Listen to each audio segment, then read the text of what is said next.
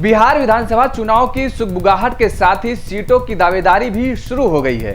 NDA में बगावती रूप रखने वाले लोजपा ने सबसे पहले विधानसभा सीटों को लेकर दावेदारी ठोक दी।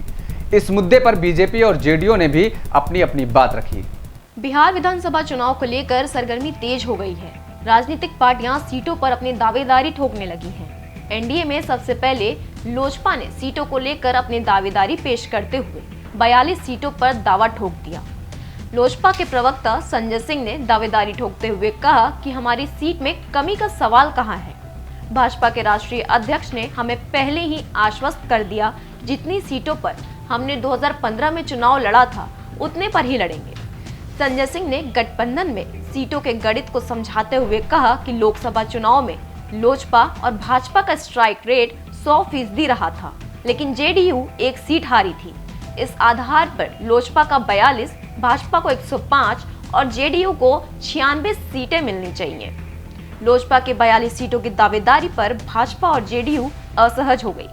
भाजपा प्रवक्ता संजय टाइगर ने कहा कि बतासा के लिए कोई मंदिर नहीं तोड़ेगा, सभी पार्टियों के अधिक से अधिक सीटों पर लड़ने की इच्छा होती है। एनडीए के साथ चुनाव लड़ना जीत की गारंटी है और समय आने पर कौन कितनी सीटों पर लड़ेगा ये तय कर लिया जाएगा।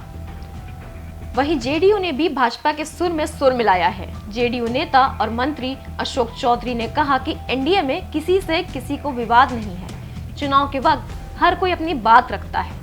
लोजपा के जो मामले हैं उसका निराकरण किया जाएगा।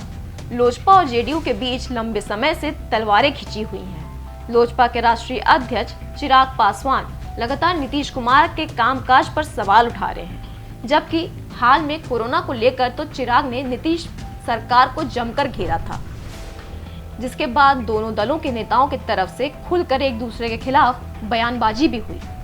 अब विधानसभा सीटों को लेकर दावेदारी ठोककर लोजपा ने एनडीए में नया विवाद खड़ा कर दिया है। वहीं निर्वाचन आयोग ने कहा, कोविड-19 महामारी के बावजूद इस साल प्रस्तावित बिहार विधानसभा चुनाव समय पर होंगे। निर्वाचन आयोग के उच्च पदस्थ सूत्रों ने रविवार को यह जानकारी दी। उल्लेखनीय है कि कुछ राजनीतिक दल महामारी के चलते चुनाव स्थगित करने की मांग कर रहे हैं। 243 सदस्यों वाली बिहार विधानसभा का कार्यकाल 29 नवंबर तक है।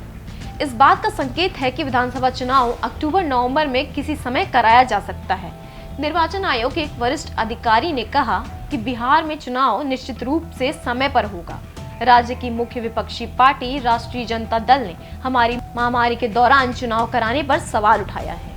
सत्तारूढ़ राजग में शामिल लोक जनशक्ति पार्टी ने भी निर्वाचन आयोग से महामारी को देखते हुए चुनाव स्थगित करने की मांग की है। Special desk, IPN Bharat.